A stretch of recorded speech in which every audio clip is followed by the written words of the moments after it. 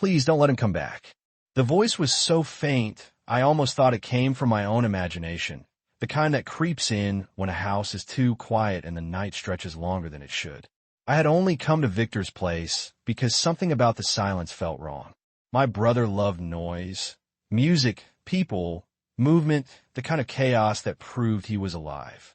But tonight the house sat still under the pale glow of the porch light, like it was holding its breath.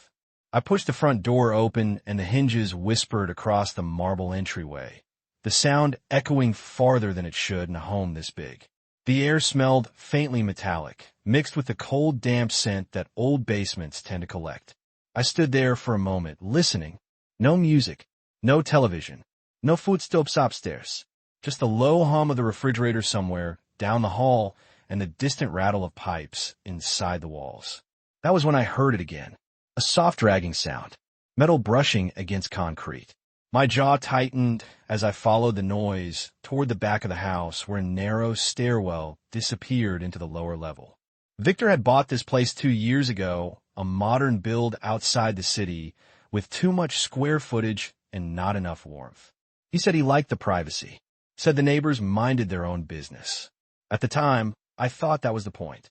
Now, standing at the top of those stairs, I wondered what else he liked about it. Each step creaked under my weight as I descended, the overhead bulb flickering once before settling into a dull yellow glow. The basement stretched wider than I expected, unfinished concrete walls, exposed beams, the kind of space meant for storage or maybe a home gym. But what stopped me cold was the sound of breathing. Quiet, shallow, human. I turned slowly toward the far corner where the shadows gathered thickest. That was when I saw her. A young woman sat against one of the support columns with a length of chain looped around the pipe behind her. Her wrists were bound in front of her, the metal slack enough for movement, but not enough for escape. She looked up when the light hit my face, and the fear in her eyes was the kind you don't forget.